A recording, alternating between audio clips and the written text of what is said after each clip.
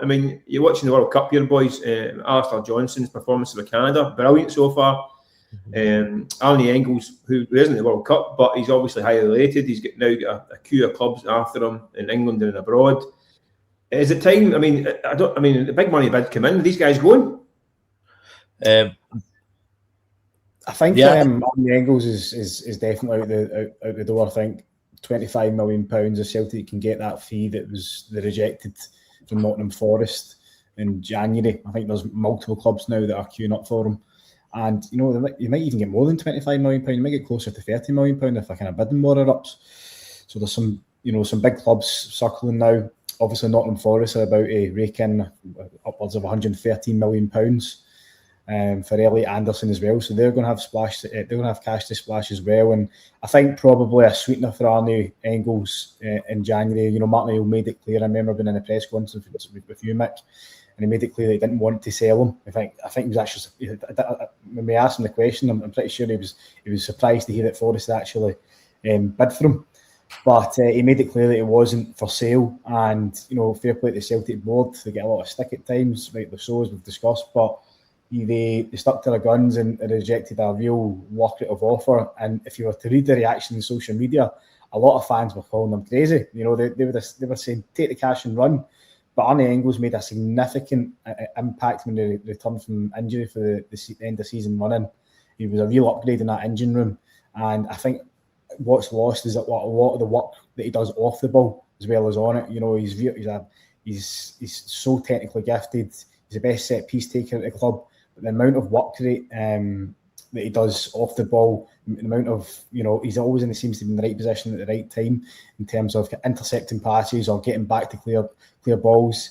I remember there was a brilliant interception. I think it was against Rangers when the score was at 2-1. And he get back and cleared the ball. I think it was heading in Chimiti's direction. It was a vital interception. Otherwise, Rangers would have probably equalised. So these are the kind of small things that maybe go unnoticed. But in the age of analytics and football and recruitment, they won't go unnoticed at various football clubs, which is why he is so sought after. So I think he's going to be a massive miss because I do think he will go. I think there's probably a gentleman's agreement there with Martin O'Neill and Arnie Engels that if a big offer does come in, they'll be allowed to leave.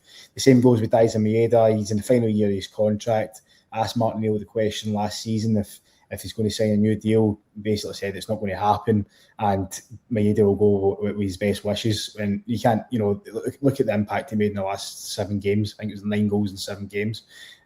He's now a modern day great, and he deserves to, after 4.5 years in Glasgow, he deserves to move on and get a big contract and play in that bigger, one of the top 5 leagues as he's always dreamed of doing. So he'll move on. Benjamin Nygren, if he can get upwards of £15 million, I think Celtic are probably going to have to take it.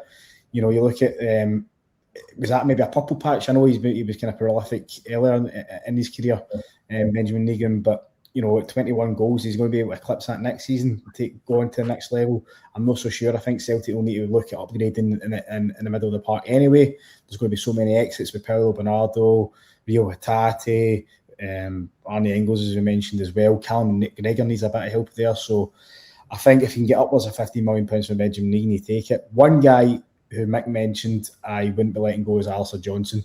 To me, I think Alistair's under contract until 2029, I believe. He missed a season through injury, and you saw the difference he made when he came back. He was outstanding, and he's one of the top right backs at World Cup just now.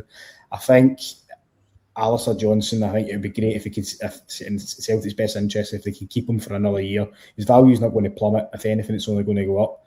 And, with the Champions League qualifiers coming up as well, I think, a lot of people were clamouring to sign Julian Araujo, bring him back. But if you have to compare Julian Araujo to Alistair Johnston, I don't think there's any debate. I think Alistair Johnston's by far the superior player there, and he is a genuine top talent. And I think Celtic should do everything they can to retain his services because they're going to rake in a lot of money this summer. And Alistair Johnston's even one guy that's been tipped as a potential captain one day. But he's one player that I wouldn't be letting go. The problem is the market will dictate it though. He's 27, he turns 28, I think in October maybe, or later, certainly this season, this coming season he'll turn 28. His value probably is going to be after the World Cup at its highest point. So if Celtic are functioning like a proper football club, they should be prepared for that eventuality. and ready to bring in somebody to replace him. That's where it all falls down, unfortunately. Celtic in the last kind of 18 months, 2 years in the windows, they haven't had these contingencies in place to be able to sell their best talents at the right time, because it is the right time to sell them. I know he's injured last season, but Alistair Johnston came in the back of a World Cup and pressing. That's when you cash in. But Celtic, I mean, what is going to be left? I mean, you're talking Nygren going as well. I mean, what's the Celtic midfield going to be next season as it stands then? If Hatate, Engels, Bernardo all go and Nygren goes after the World Cup, you've got Callum McGregor and Luke McCowan, and that's it. Who's playing middle of the park? Oh, I know. It's when you put it like that, I think Nygren's an interesting one. I think he's maybe different for Engels and Johnston, because I feel the same as you were saying there, Mick. I think Engels' time is now to go. I think that's 2 years. He is a talented player. Obviously, the underlying numbers are impressive. The fact you've got all these teams in from this analytics, I hear it's getting quite popular these days. And Alistair Johnston as well. I felt the way he plays a Exactly. But I don't know if you felt the same. But I don't think Alistair Johnston was ever better for Celtic when he was linking up with Kuhn down the right. Just the way he does those kind of underlaps, and it looks like he's going inside, outside for Kai. It looks brilliant. And I think probably for him, just from his own personal point, I think probably the right time is now, just his own career progression.